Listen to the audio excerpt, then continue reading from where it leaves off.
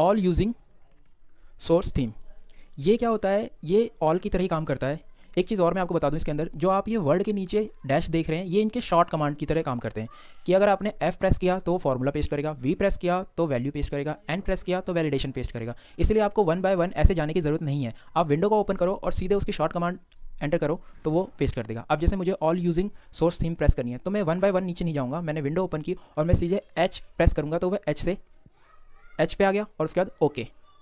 ये अब इसमें क्या है, इसके अंदर भी बिल्कुल ऑल की तरह ही काम करेगा। वो जितनी भी चीज़ उस टेबल के अंदर दी हुई है वो सारी की सारी उठा लेगा, उसका फॉर्मेट, वैल्यू, सब कुछ। यहाँ पे वैल्यू इसलिए चेंज हो गई है क्योंकि ये फॉर्मूला लगा हुआ है।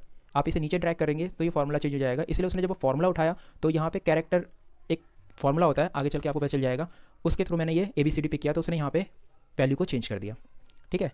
Next border, all except border, मतलब कि आप टेबल तो चाहते हैं, वैल्यू भी चाहते हैं, फॉर्मेट भी चाहते हैं, बट आपको उसकी जो आउटलाइन कर रखी है वो अच्छी नहीं लग रही। जैसे कि यहाँ पे आउटलाइन है सेंट्रलाइज वाली पतली है और बाकी सारी बोल्ड है, ये आपको अच्छा नहीं लग रहा, तो आप चाहते हो कि इसे फॉर्मेट पिक कर ले, बाकी बॉर्डर में अपने हिसाब से करूँगा, तो आप इसको यूज़ कर सकते हो। इसके अंदर वो बॉर्डर को छोड़कर बाकी सब कुछ पिक कर लेगा ये।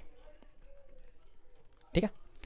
कॉलम ब्रेथ, ये बहुत ही इंपॉर्टेंट फंक्शन है। क्यों?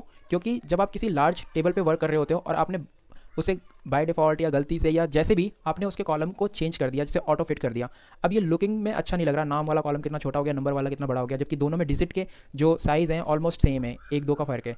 तो आप चाहते हो कि ये सेम बिल्कुल जो ये कॉलम की विड्थ है वही की वही इस पे हो जाए। तो इस कंडीशन में अगर आप यहाँ से ड्रैग करोगे तो पहले आप इसको चेक करोगे, फिर उसके अकॉर्डिंग आप इसे खींच के ड्रैग करोगे, इसमें बहुत टाइम वेस्ट हो जाएगा। उसके लिए आप कर सकते हो इस कॉलम की विड्थ को उठाओ, एक को उठाओ या आप एक सेल को कॉपी कर लो, वो एक ही बात है, और यहाँ पे लाके आप W प्रेस करो, कॉलम विड्थ सेलेक्ट हो जाएगा और उसके बाद ओके करोगे तो वो सेम साइज़ में उसे कन्वर्ट कर देगा कॉलम की हाइट को, जिससे वो अलाइनमेंट बिल्कुल इक्वल हो जाएगा और टेबल बहुत अच्छी तरीके से अरेंज हो जाएगी। ये बहुत ही यूज़फुल है, आप बड़ी टेबल पे इसे यूज़ करके देखिएगा, बहुत काम का फंक्शन है ये।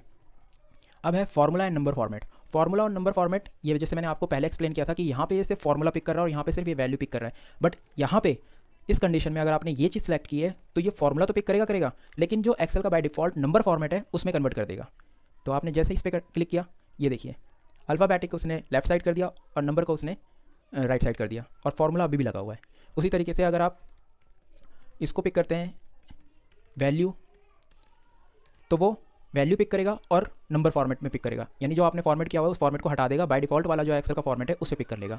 ये उसने फॉर्मूले को भी हटा दिया और साथ में फॉर्मेट को भी क्लियर कर दिया, और जो बाय डिफ़ॉल्ट फॉर्मेट होता है एक्सेल का उस फॉर्मेट में इस वैल्यू को पिक कर लिया। ठीक है। नेक्स्ट है ऑल मर्जिंग कंडीशन फॉर्मेटिंग। अगर आप इसे अप्लाई करते हैं तो ये इस टेबल पे जैसे कंडीशन फॉर्मेटिंग लगी हुई है, तो आपको ये कंडीशन फॉर्मेटिंग यहाँ पे लानी है।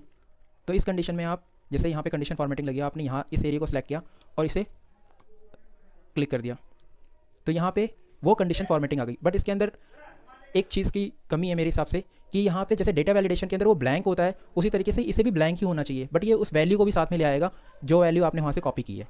तो आप कंडीशन फॉर्मेटिंग अप्लाई कर सकते हैं, बट जहाँ पे आपने अभी वैल्यू फिल ना की हो, सिर्फ आपको कंडीशन फॉर्मेटिंग चाहिए, वहाँ पे इस चीज़ को आप यूज़ कर सकते हैं। और उसके बाद यहाँ पे आप अपने हिसाब से नंबर डाल सकते हैं, जैसे आप 50 डालेंगे तो कलर चेंज हो जाएगा, 40 डालेंगे तो कलर चेंज हो जाएगा, 60 के अबव हमने कलर किया हुआ है, तो इस चीज़ को आप अपने हिसाब से यूज़ कर सकते हो। बट ये मेनली जो इसका यूज़ है ये कंडीशन फॉर्मेटिंग के लिए है।